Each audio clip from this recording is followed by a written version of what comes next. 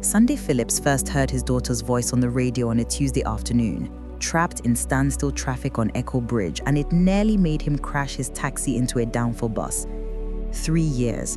3 years since he had heard that voice. 3 years since the divorce papers arrived. 3 years since his ex-wife, Ruth, took their only child and made sure he understood one thing clearly. He was no longer welcome in their lives. The courts agreed. His mistakes, his choices, his one moment of weakness had cost him everything. But there it was, her voice, older now, confident, wrapped in the smooth polish of a radio personality, but unmistakably hers, unmistakably Abigail. Good afternoon, Lagos. You're tuned into Heartbeat FM, and this is Abigail Phillips bringing you Voices of the City, where your stories become our stories. Sunday's hands gripped the steering wheel until his knuckles turned white. His breath caught somewhere between his chest and his throat. Behind him, a driver honked impatiently. He did not move. He could not move. She sounded happy, successful, alive in ways he had not been for years. Today we're talking about second chances, Abigail continued, her voice flowing through the crackling speakers of his old taxi. Have you ever wanted to go back and fix something? Change one decision? Say one thing you never said? Sunday closed his eyes. Yes, God, yes! The traffic lurched forward. Someone cursed at him. He pressed the accelerator, but his mind was miles away, floating somewhere between memory and regret, between the girl he used to lift onto his shoulders and the woman whose voice now filled his empty taxi like a ghost he could not exorcise. He had not known she was working in radio. He had not known anything. Ruth made sure of that. Blocked numbers, returned letters, restraining orders that felt like death sentences. All because of one mistake, one woman, one night that he wished he could burn from existence. But here was Abigail, right here, every Tuesday and Thursday at 3 p.m. He checked the frequency, 92.7 FM. He wrote it down on a torn piece of paper and tucked it into his dashboard like a sacred text. Sunday Phillips was 52 years old, drove a battered yellow taxi through the chaos of Lagos, lived in a one-room apartment in Surulere that smelled like old newspapers and loneliness, and had just discovered that his daughter had become a voice on the radio. And he decided, right there in traffic, with sweat running down his temples and his heart hammering against his ribs, that he would listen to every single show, every word, every laugh, every pause. He would be there, even if she did not know it, even if she would hate him for it. He would be her most faithful listener. The traffic moved. Lagos swallowed him back into its relentless rhythm. But something had shifted. Sunday now had a reason to look forward to Tuesday afternoons. He did not know yet that this decision would break him.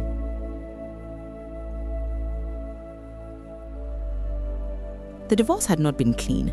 Nothing about the end of Sunday's marriage was clean. It happened a few years ago, but the memory still cut like broken glass. He had been driving his taxi, this same taxi, when Ruth called him. Her voice was different, cold. The kind of cold that comes after something has already died.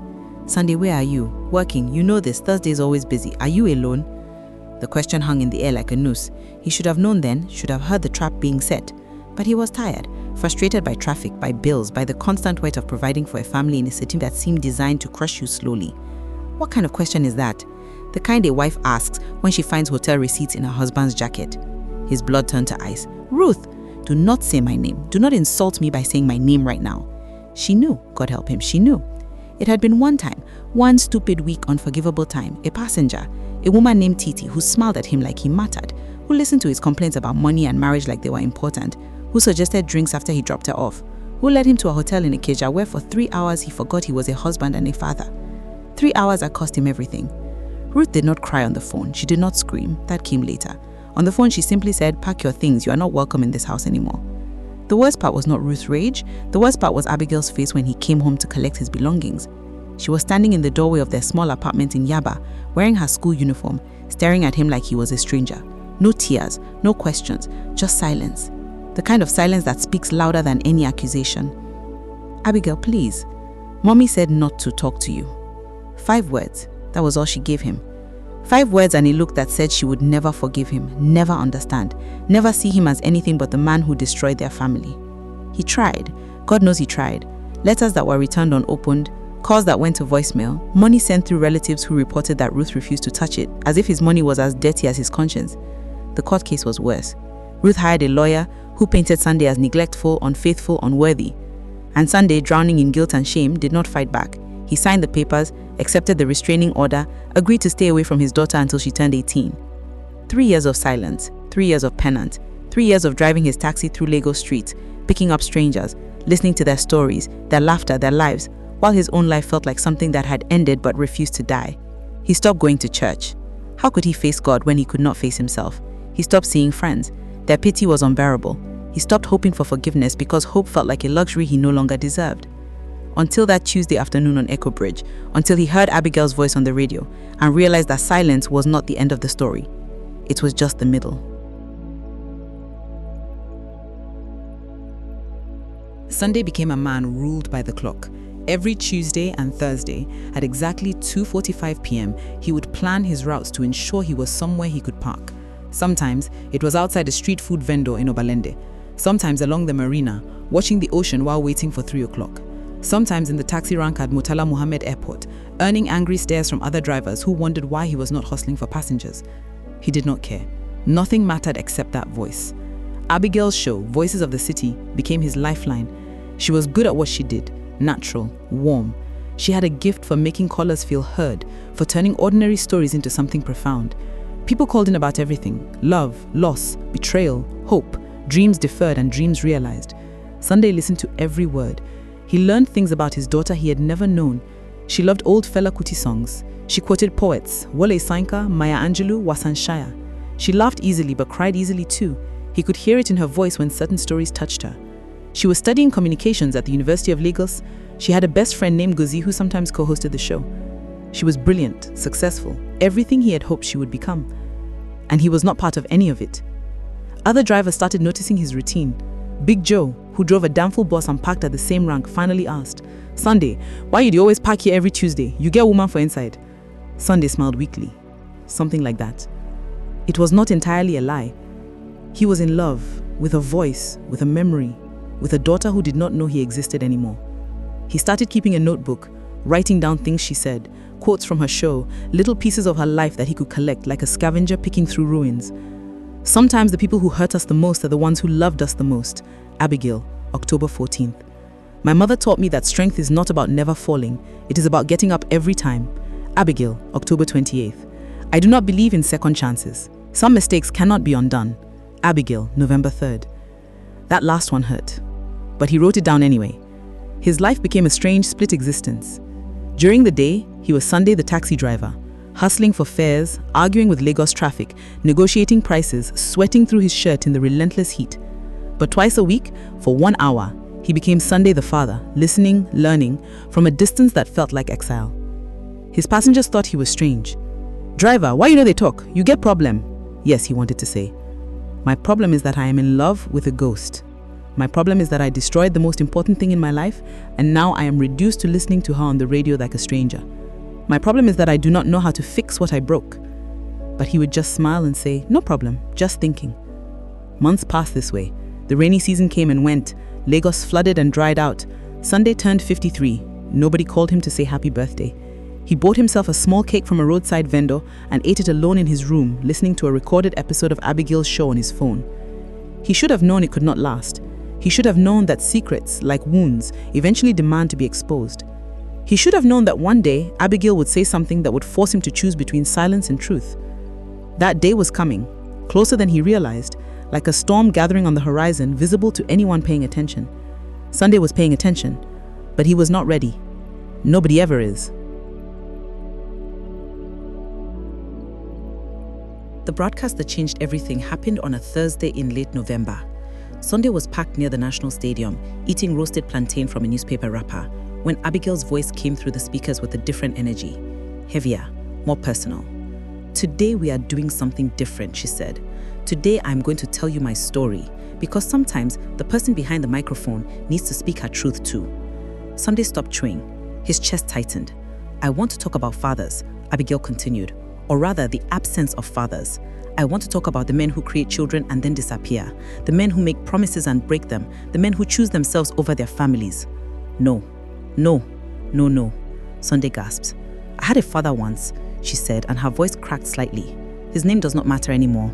What matters is that when I was 14 years old, I learned that the man I trusted most in the world was a liar, a cheater, a man who cared more about his own desires than about the family he was supposed to protect." Sunday's hands began to shake. The plantain fell from his grip. "My mother found out he was with another woman. Can you imagine? My mother who worked 2 jobs to support us, my mother who cooked his meals and ironed his shirt and prayed for him every night, and he repaid her by sleeping with a stranger in some cheap hotel." Tears were streaming down Sunday's face now. He could not breathe, could not move. He tried to apologize. Abigail continued, her voice hardening. He tried to come back. But my mother, my strong, beautiful mother, she said no.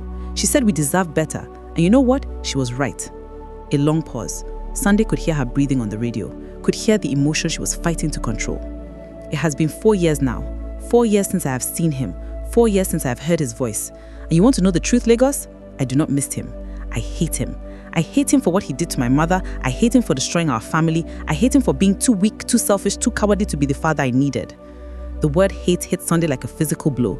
His chest felt like it was caving in. So if you are listening today and you have been hurt by an absent father, I want you to know you are not alone and you do not owe them forgiveness. Some people do not deserve second chances. Some mistakes cannot be undone. Some fathers are better left in the past where they belong. Sunday could not see. The world had become blurry, distorted by tears. His hands were gripping the steering wheel again, the same way they had that first day on Echo Bridge. But this time, he was not shocked.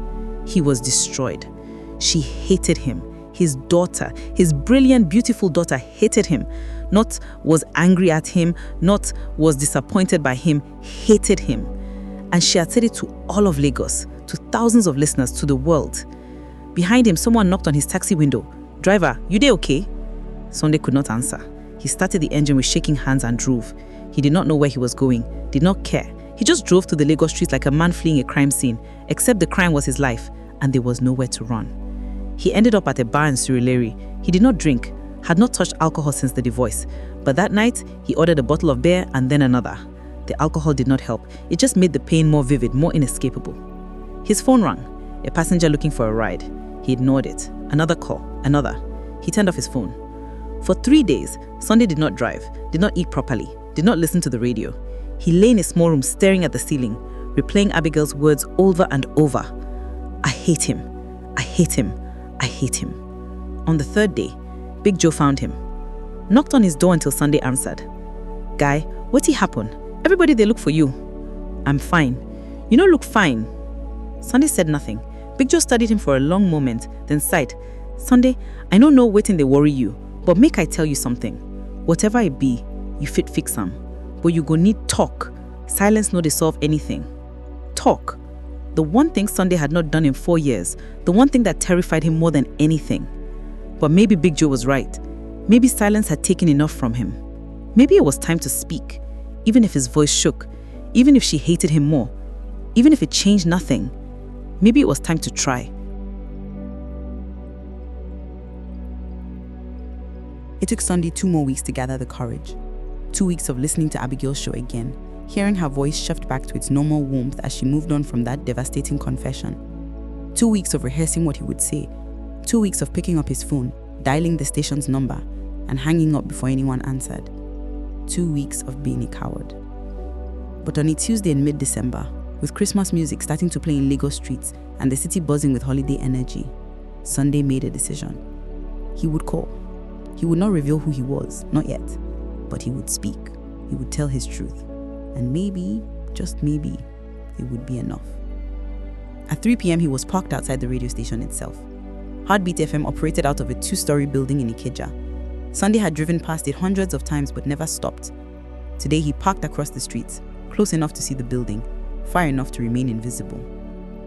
His phone felt like a weapon in his hand. Heavy, dangerous.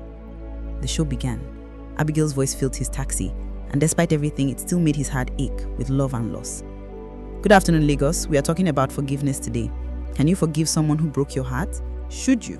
Let us hear your stories. The lines are open." Sunday's finger hovered over the call button. This was insane. What was he doing? She would recognize his voice. She would hang up. She would hate him more. But Big Joe's words echoed in his mind. Silence not dissolve anything. He pressed call. The phone rang once, twice, 3 times. Maybe they would not pick up. Maybe this was a sign he should. Heartbeat FM, you're on the air with Abigail. What is your name, caller? Sunday's breath stopped. It was not Abigail who answered. It was a producer. They were screening calls. My name is Akeem.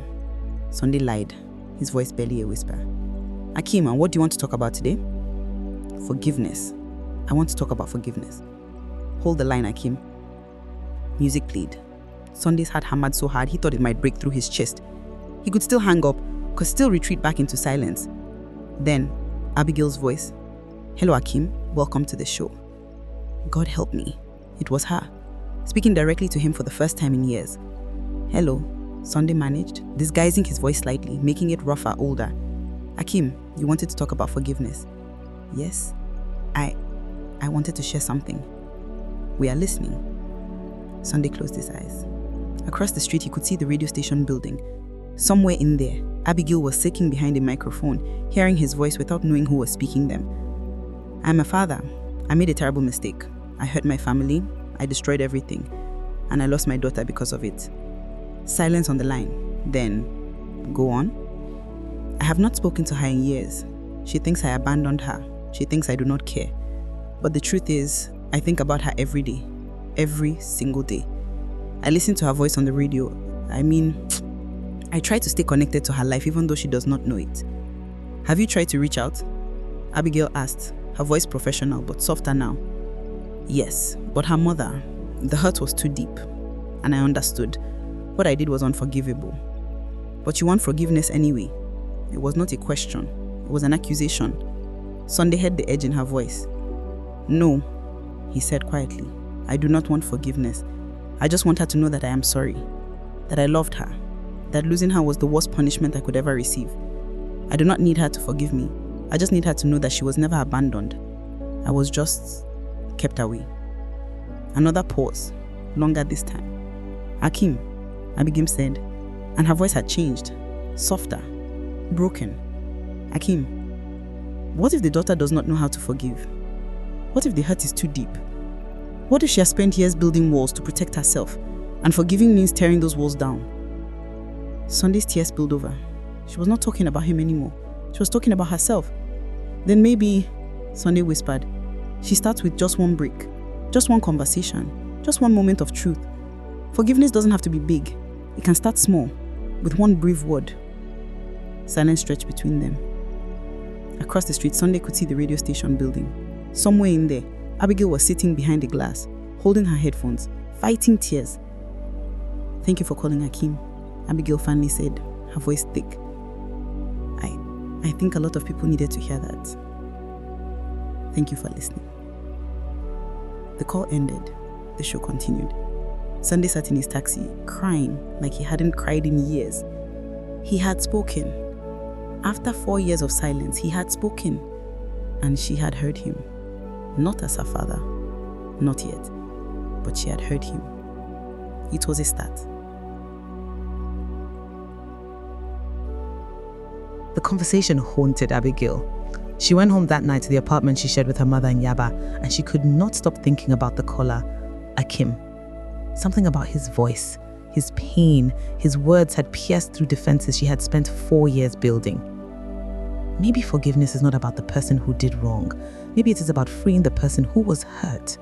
Was she imprisoned by her anger, by her refusal to let go? Ruth noticed immediately. "Abigail, you are too quiet. What is wrong?" "Nothing, Mummy, just tired." But it was not nothing. That night, Abigail lay in bed and did something she had not done in years. She thought about her father. Not with anger, not with hate, but with something more complicated, something that felt dangerously close to longing. She remembered things, small things, the way he used to sing off key while driving them to church, the way he called her Demi, my crown, the way he would lift her onto his shoulder so she could see over the crowds at the market. Where did that man go? When did he become the man who destroyed their family? Or had he always been both, human, flawed, capable of great love and terrible mistakes? The questions kept her awake until dawn. Meanwhile, across the city, Sunday could not stop replaying the conversation either.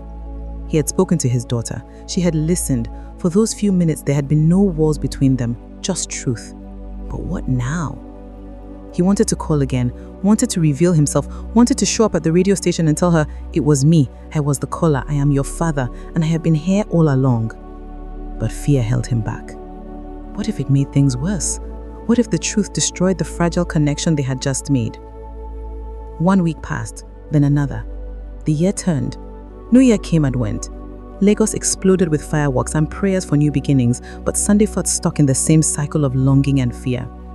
Then on the first Thursday of January, Abigail opened her show with an announcement. Lagos, I need to tell you something. A few weeks ago, I had a caller named Akim who talked about forgiveness, about fathers and daughters, about carrying hate and learning to let go. That conversation changed something in me. It made me realize that I've been carrying anger for so long that I forgot what it feels like to be free. Sunday, parked at his usual spot near the stadium, gripped his steering wheel. I said some things on this show weeks ago, harsh things about my father, and I meant them at the time. But after talking to Akim, I started wondering, what if I am wrong? Not about what my father did, that was real, that betrayal was real. But what if I am wrong about what his absence means? She paused. Sunday held his breath. What if he's not absent because he does not care? What if he is absent because he was forced to be? What if I have been hating someone who has been suffering just as much as I have? Tears were already streaming down Sunday's face. So today I want to say something publicly, something I never thought I would say. If you are listening, and I do not know if you are, but if you are listening, I am sorry. I am sorry for hitting you without hearing your side. I am sorry for closing every door. I am sorry for not being brave enough to ask questions. She was crying now. Sunday could hear it in her voice. I don't know if we can fix what is broken. I do not know if forgiveness is possible, but I am willing to try. If you are willing, if you are listening, if you still care about the daughter you lost, I am here. We can start with one conversation, one brave word, that is all. The show continued, but Sunday could not hear it anymore.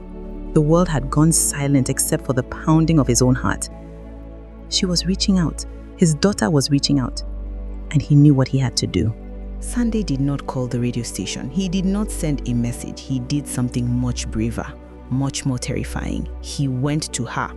At 5 p.m., when Abigail's show ended, Sunday was waiting outside the Heartbeat FM building. He had parked his taxi down the street and walked to the entrance, his heart hammering with every step. He did not know what he would say, did not know if she would curse him or cry or simply walk away, but he was done with silence, done with hiding, done with being a ghost in his own daughter's life. The building's glass doors opened and staff members began trickling out. Sunday stood to the side, partially hidden behind the pillar, watching, waiting. Then he saw her. Abigail walked out with her friend Ngonzi, laughing at something on her phone. She was taller than he remembered, more confident. Her hair was different, braided in intricate patterns that framed her face beautifully. She wore jeans and a bright yellow blouse that reminded him of his taxi. She was beautiful, grown, a woman now, not the 14-year-old girl he had lost. Sunday's courage nearly failed him. What right did he have to interrupt her life, to force his presence on her after years of absence? But then he remembered her words on the radio. If you are listening, I am here. He stepped out from behind the pillar. Abigail. His voice was barely a whisper, but she heard it. She stopped walking, turned slowly. Their eyes met. For a long moment, neither of them moved. Recognition dawned on her face. Shock, confusion, disbelief, anger, pain, all crashing together like waves. Daddy? The word came out broken, uncertain, as if she could not believe what she was seeing. It is me, Sunday said, his voice shaking. It is me, Ademi. Nugonzi grabbed Abigail's arm. Abigail, who is this? Are you okay? But Abigail was not listening. She was staring at Sunday, her eyes filling with tears. You are listening? Every Tuesday and Thursday for 8 months. I never missed a show. You heard what I said? About hitting you? Sunday nodded, tears running freely down his face. I heard. And you are right to hate me. What I did was unforgivable. I destroyed our family. I failed you and your mother in the worst way possible. I do not deserve your forgiveness. I do not deserve to be standing here. But you said you were willing to try. You said we could start with one conversation, and I could not let another day pass without trying. Abigail's face crumpled. Why did you do it? Why did you hurt us like that? I was weak, stupid, lost. I felt like I was drowning in responsibility and pressure, and instead of talking to your mother, instead of being a man, I ran. For one night, I pretended I was someone else, someone without problems, and it cost me everything that mattered. Do you know how much it hurt? Do you know what it was like watching mommy cry every night, watching her work herself to exhaustion because you are gone? No, I do not know. But I live with that guilt every single day. I have been punishing myself for 4 years, Abigail. Every day without you is punishment. You could have fought harder. You could have refused to leave. Your mother had a restraining order. The court said I couldn't contact you until you turned 18. I respected that because I thought it was what you wanted. I thought you hated me so much that my presence would only hurt you more. I was a child. I was angry and confused, and I needed my father, and he just disappeared. I never disappeared, Abigail. I was always there, in the shadows, listening, hoping, praying that one day you would let me back in, even just a little. Abigail was fully crying now. You were Akeem on the radio. That was you. Yes. You said forgiveness starts with one brave word. I did. What is your one word, Daddy? What is the word you want to say? Sunday looked at his daughter, really looked at her, and said the only word that mattered. Sorry. The street was busy around them, cars honking, people passing Lagos in its constant motion. But in that moment, it was just the two of them. Abigail stepped forward, then another step, and another. And then she was in his arms, sobbing against his chest, holding him like she was afraid he would disappear again. Sunday wrapped his arms around his daughter and cried like he had never cried before. 4 years of pain, guilt, longing, and love poured out of him. I am so sorry. I am so sorry, Ademi. I missed you, she sobbed. I hated you, but I missed you so much. I know. I'm here now. I'm here.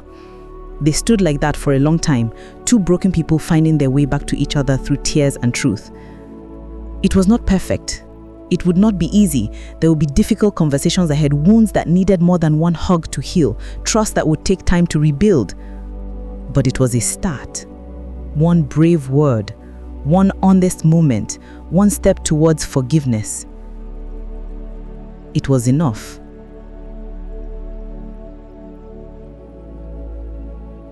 Six months later, Sunday was driving his taxi through Lagos traffic on a Tuesday afternoon. The city had not changed.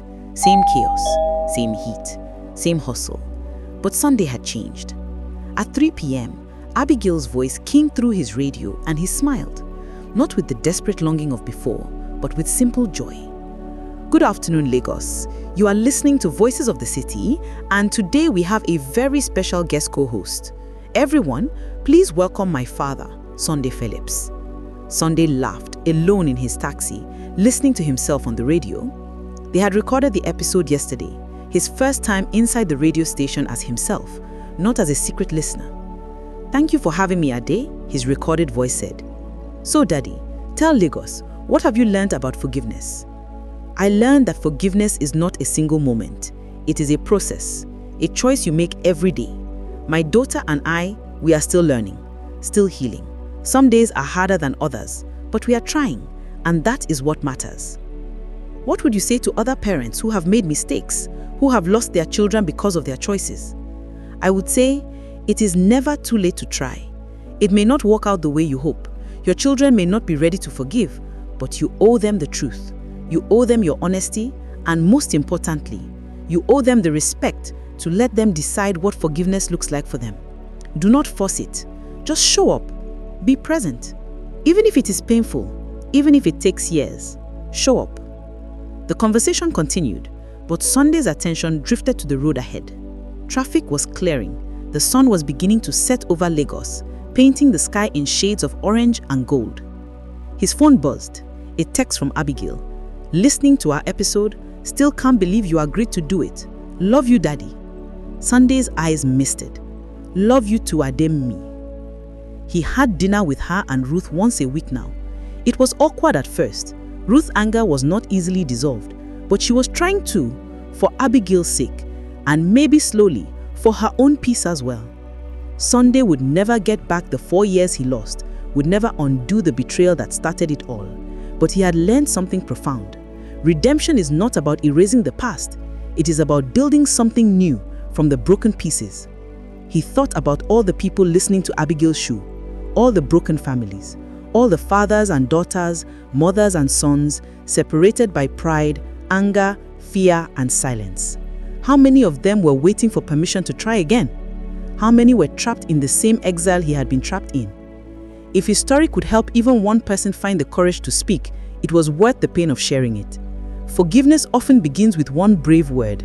For Sunday, it had been sorry. For Abigail, it had been daddy. For someone listening today, it might be hello, or please, or I'm ready. The word did not matter as much as the courage to say it. Sunday drove through the Lagos evening, his taxi filled with his daughter's voice, his heart filled with something he had not felt in years. Hope. Not the desperate hope of a man grasping at ghosts, but the steady hope of someone who knows that healing is possible, that families can be rebuilt, that mistakes, no matter how terrible, do not have to define the rest of your life. The traffic light turned green. Sunday pressed the accelerator and drove forward, into the future, into possibility, into whatever came next, together with his daughter, one brave word at a time.